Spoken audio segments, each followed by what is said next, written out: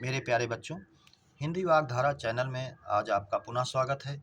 अगली श्रृंखला के प्रश्नों के साथ उम्मीद करता हूँ इन श्रृंखलाओं के प्रश्न आपको बेहतर लग रहे होंगे और आपकी तैयारी में भरपूर सहयोग कर रहे होंगे। तो उम्मीद करता हूँ कि आप इन श्रृंखलाओं का आदि से अंत तक अध्ययन कर रहे होंगे, जो आपकी हर परीक्षा के लिए बहुत ही उपयोगी है। तो आइए इस श्रृंखला के पहले प्रश्न की शुरुआत हम लोग करते हैं। पहला प्रश्न है हमारा, किस कवि को भाषा का डिक्टेटर कहा गया? ए कबीरदास, बी तुलसीदास, सी सूरदास, डी सभी।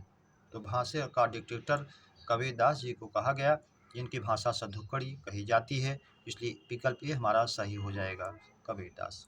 प्रश्न नंबर 2, तुलसीदास जी की ब्रज भाषा की रचना है?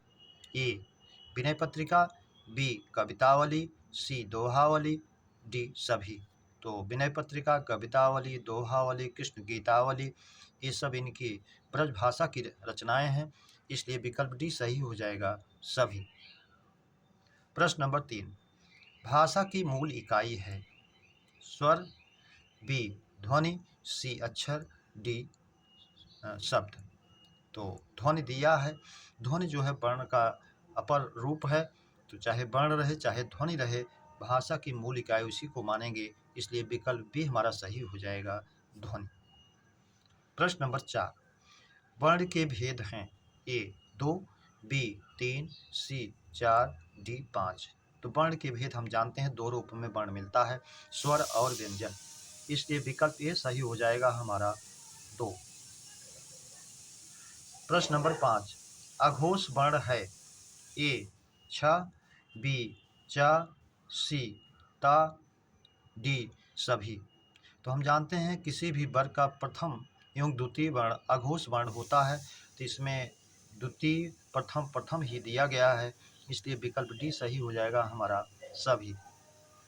प्रश्न नंबर 6, व्यंजन को स्वर रहित दिखने के लिए किस चिन्ह का प्रयोग होता है? ए हल चिन्ह, बी अनुस्वार, सी विसर्ग, डी कोई नहीं। तो जब हम व्यंजन में हल चिन्ह लगा देते हैं तो ये बताता है कि कोई भी स्वर हम में समाहित नहीं है, तो हल चिन्ह का प्रयोग करते हैं स्वर रहित दिखने के लिए, इसलिए विकल्प ए हमारा सही हो जाएगा। प्रश्न नंबर 7, पंजाबी की लिपि है? गुरमुखी, देवनागरी, रोमन, कोई नहीं। तो देवनागरी हिंदी की है, रोमन अंग्रेजी की है, गुरमुखी पंजाबी की है, इसलिए विकल्प ए हमारा सही हो जाएगा। प्रश्न नंबर 8, मृगावती किसकी रचना है? ए कुतुबन, बी घनानंद, सी जायसी, डी कोई नहीं। तो हम जानते हैं मृगावती कुतुबन की रचना है, इसलिए विकल्प ए हमारा सही हो जाएगा। प्रश्न नंबर 9, छंद किस धातु से बना है? ए छद, बी चद, सी छिद, डी कोई नहीं। तो हम जानते हैं छंद की रचना चद धातु से हुई है, जिसका अर्थ होता है खुश करना, आह्लादित करना। छंद की रचना कविताओं के माध्यम से होकर के प्रसन्नता प्रदान करती है, उल्लास प्रदान करती है, इसलिए विकल्प भी हमारा सही हो जाएगा, चद। प्रश्न नंबर 10, भक्तमाल के रचयिता हैं? ए नाभादास, बी बिहारी, सी कुतुबन, डी कोई नहीं। हम जानते हैं भक्तमाल की रचना बार बार पूछी जाती है, जिसके रचयिता जो हैं नाभादास जी हैं, इसलिए विकल्प ए हमारा सही हो जाएगा। प्रश्न नंबर 11, रस का सर्वप्रथम वर्णन कहाँ हुआ? ए ऋग्वेद, बी नाट्यशास्त्र, सी रामायण, डी महाभारत। तो रस का सर्वप्रथम वर्णन जो है मिलता है नाट्यशास्त्र में, भरत मुनि के नाट्यशास्त्र में, इसलिए विकल्प भी हमारा सही हो जाएगा।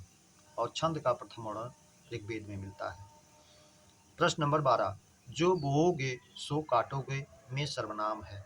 ए संबंधवाचक, बी प्रश्नवाचक, सी निश्चयवाचक, डी निजवाचक। तो जो बोओगे सो काटोगे, जो सो वाचक चिन्ह के रूप में भी मिल रहा है और एक दूसरे से दोनों सर्वनाम संबंध बता रहे हैं, इसलिए संबंधवाचक विकल्प ए हमारा सही हो जाएगा। प्रश्न नंबर 13, वह रोड पर गिरते ही मर गया, यह वाक्य किस क्रिया का है? ए नाम धातु, बी तात्कालिक, सी पूर्वकालिक क्रिया, डी प्रेरणार्थक क्रिया। नाम धातु आप जानते हैं संज्ञा सर्वनाम विशेषण से जो बनाई जाती हैं, हाथ से हथियाना, लात से लतियाना, बात से बतियाना, और विशेषण में चमक से चमकाना, ठंडा से ठंडाना, गर्म से गरमाना, और जो है सर्वनाम से आप से अपनाना इस ये नहीं है। तात्कालिक, जिसमें समय का अंतर ना होकर के केवल क्रम का अंतर होता है, वो तात्कालिक क्रिया होती है, इसलिए विकल्प भी हमारा सही हो जाएगा। पूर्वकालिक क्रिया, जब कर्ता एक कार्य समाप्त करके दूसरा शुरू करता है तो पहले होने वाली क्रिया को पूर्वकालिक क्रिया कहते हैं। प्रेरणार्थक क्रिया, जब कर्ता स्वयं कार्य ना करके दूसरे से करवाता है तो प्रेरणार्थक क्रिया होती है, इसलिए ये भी नहीं है। विकल्प बी ही तात्कालिक क्रिया हमारी सही होगी। प्रश्न नंबर 14, देश में संज्ञा है, ए जातिवाचक, बी व्यक्तिवाचक, सी भाववाचक, डी समूहवाचक। तो देश किसी पर्टिकुलर देश का नाम नहीं लिया गया है, सारे देश की चर्चा की गई, इसलिए जातिवाचक है, तो विकल्प ए ही सही हो जाएगा हमारा, जातिवाचक। प्रश्न नंबर 15, काली मिर्च में समास है, अव्ययीभाव, कर्मधारय, द्वंद्व, बहुव्रीहि। तो यहाँ मिर्च की विशेषता काले रूप में बताई गई है, जो विशेषण के रूप में है काली, इसलिए जो है ये कर्मधारय में जाएगा। विकल्प भी हमारा सही हो जाएगा, कर्मधारय। प्रश्न नंबर 16, वह पुस्तक धार्मिक है में विशेषण की संख्या है। तो वह पुस्तक ये जो है सर्वनाम है, इसलिए सार्वनामिक विशेषण है, उसकी विशेषता बता रहा है वह। और धार्मिक पुस्तक, वह पुस्तक, धार्मिक पुस्तक, दोनों पुस्तक की विशेषता बता रहे हैं, जो गुणवाचक है धार्मिक। तो सार्वनामिक विशेषण और गुणवाचक मिलकर के दोनों संख्या 2 हो जाती है, इसलिए विकल्प ही हमारा सही हो जाएगा, 2। प्रश्न नंबर 17, मैं स्वयं आपके पास आता में सर्वनाम है, ए निजवाचक, बी संबंधवाचक, सी निश्चयवाचक, डी कोई नहीं। आप जानते हैं जिस सर्वनाम में आप, स्वयं, खुद, स्वतः वाचक चिन्हाते हैं वो जो है निजवाचक होते हैं, इसलिए हमारा सही हो जाएगा विकल्प ए, निजवाचक। वह 1 लीटर दूध लाया में विशेषण है, निश्चित परिमाणवाचक, अनिश्चित परिमाणवाचक, सार्वनामिक, संख्यावाचक। तो 1 लीटर दूध जो है ये निश्चितता को इंगित कर रहा है, परिमाण को, परिमाण माप तौल की बात में परिमाण है, इसलिए और निश्चित है, ये निश्चित परिमाणवाचक में जाएगा। प्रश्न नंबर 19, चारों व्यक्ति ईमानदार थे, रेखांकित में विशेषण है। चारों व्यक्ति समुदाय की बात कर रहा है, ए समुदायवाचक, बी गुणवाचक, सी परिमाणवाचक, डी कोई नहीं। तो यहाँ चारों व्यक्ति समुदाय समूह की बात कर रहा है, चारों व्यक्ति, पांचों भाई, दोनों लड़के इस तरह से आए, सातों घर, तो समुदाय में जाएगा, इसलिए समुदायवाचक सही हो जाएगा। प्रश्न नंबर 20, रोमन लिपि किस भाषा की है? अंग्रेजी की, हिंदी की, पंजाबी की, किसी की नहीं। तो रोमन अंग्रेजी की है, इसलिए विकल्प ये सही हो जाएगा। देवनागरी हिंदी की है, गुरमुखी पंजाबी की है। प्रश्न नंबर 21, क्षेत्रीय कौन सा विशेषण है? ए गुणवाचक, बी सार्वनामिक, सी परिमाणवाचक, डी संख्यावाचक। तो क्षेत्रीय ये गुणवाचक में स्थान को इंगित कर रहा है, पंजाबी, जापानी, असमी, अमेरिकी, क्षेत्रीय, ये सब जो है गुणवाचक में जाते हैं स्थान की होने के कारण, इसलिए विकल्प ए सही हो जाएगा, स्थानवाचक में होने के कारण गुणवाचक। प्रश्न नंबर 22, वह साल भर अनुपस्थित रहा में किस प्रकार का क्रिया विशेषण है? साल भर विकल्प है रीतिवाचक, परिमाणवाचक, कालवाचक, स्थानवाचक। तो साल भर समय को बता रहा है, काल को बता रहा है, इसलिए कालवाचक में जाएगा और हमारा विकल्प सही हो जाएगा, सी कालवाचक। प्रश्न नंबर 23, यह गाय अधिक दूध देती है, वाक्य में अधिक विशेषण किसका है? गाय का, दूध का, देने का, किसी का नहीं। तो ये अधिक जो है दूध की विशेषता बता रहा है, इसलिए दूध का हो जाएगा, विकल्प बी हमारा सही हो जाएगा। प्रश्न नंबर 24, घर के सामने लगे पेड़ सूख गए में संज्ञा पदबंध है। विकल्प ए घर के सामने लगे पेड़, बी घर के सामने, सी घर में, डी पेड़ सूख गए। तो पेड़ जो है यहाँ संज्ञा है और ये जातिवाचक संज्ञा है, तो ये संज्ञा की विशेषता घर के सामने बताई जा रही है, इसलिए इसका पदबंध जो है घर के सामने लगे, तो संज्ञा पदबंध हो जाएगा। तो घर के सामने लगे पेड़, विकल्प ए ही हमारा सही हो जाएगा। प्रश्न नंबर 25, विश्व धर्म सम्मेलन कहाँ संपन्न हुआ था? यह किस प्रकार का वाक्य है? विधानवाचक, प्रश्नवाचक, आज्ञावाचक, संकेतवाचक। तो संकेतवाचक है नहीं, यदि पानी बरसता तो धान की फसल ना सूखती। आज्ञावाचक, किसी को आदेश भी नहीं दिया जा रहा है। प्रश्नवाचक है, विश्व धर्म सम्मेलन कहाँ हुआ था, प्रश्न जैसा लग रहा है, इसलिए विकल्प भी हमारा सही हो जाएगा, प्रश्नवाचक। प्रश्न नंबर 26, कमर कसना मुहावरे का अर्थ है? अच्छी तरह तैयार रहना, बहुत गरीब होना, परिश्रम करना, परिश्रमी होना। तो कमर कसना, अच्छी तरह से तैयार रहना, विकल्प ए हमारा मुहावरे का अर्थ सही हो जाएगा।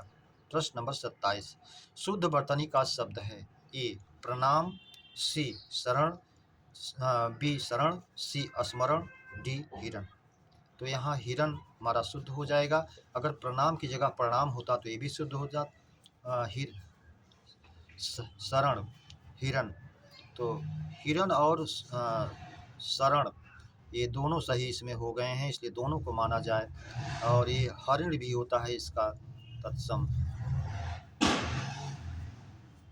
इसलिए प्रणाम और स्मरण को ही गलत माना जाए। ये प्रणाम जो है प्रणाम होता तो शुद्ध होता, स्मरण जो है स्मरण होता शुद्ध होता। इसमें शरण और हिरण जिसका शुद्ध रूप हरिण भी होता है, ये दोनों शुद्ध हैं, इसलिए दोनों को माना जाए।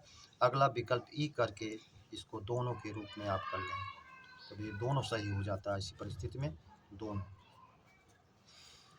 प्रश्न नंबर 28, जगत हित के लिए मारा में कारक है?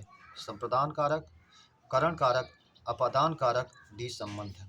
तो आप जानते हैं के हित, के निमित्त, के वास्ते, के लिए अगर वाचक चिन्ह मिलता है तो संप्रदान कारण में जाता, कारक में जाता है, इसलिए विकल्प ए ही हमारा संप्रदान कारक के रूप में सही हो जाएगा। प्रश्न नंबर 29, अशुद्ध विलोम युग्म है?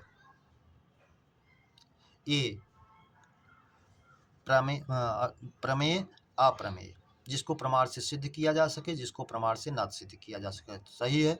बी प्राची, पूर्वी दिशा, प्रतीची, पश्चिमी दिशा, ये भी सही है। सी निर्लज्ज, लज्जाहीन, सी सलज्ज, लज्जावान, ये भी सही है। डी धीर, वीर, धैर्यशाली और वीर, ये भी दोनों विशेषण के रूप में प्रयुक्त हुए हैं, इसलिए ये नहीं है, विकल्प डी। प्रश्न नंबर 30, शुद्ध वाक्य का चयन करें। ए श्री कृष्ण के अनेकों नाम हैं? अनेकों नहीं, अगर अनेक होता तो शुद्ध होता। बंदूक उपयोगी शस्त्र है, शस्त्र ना होकर के अस्त्र होता तो ये भी सही होता। यह मेरा पुस्तक है, मेरा पुस्तक की जगह मेरी पुस्तक होता तो ये भी सही होता। डी सभा में सन्नाटा छा गया, विकल्प डी हमारा सही है। मेरे प्यारे बच्चों, इस 3 प्रश्नों की श्रृंखला पर चर्चा हम लोगों ने की। उम्मीद करता हूँ ये श्रृंखलाएँ आपको अच्छी लगी हों, बेहतर लगी हों, तो इसे सब्सक्राइब, लाइक, शेयर ज़रूर करें। इसी उम्मीद और अपेक्षा के साथ अगली श्रृंखला के मिलने तक आप लोगों के उज्जवल भविष्य की कामना के साथ सभी को हृदय से धन्यवाद। जय हिंद।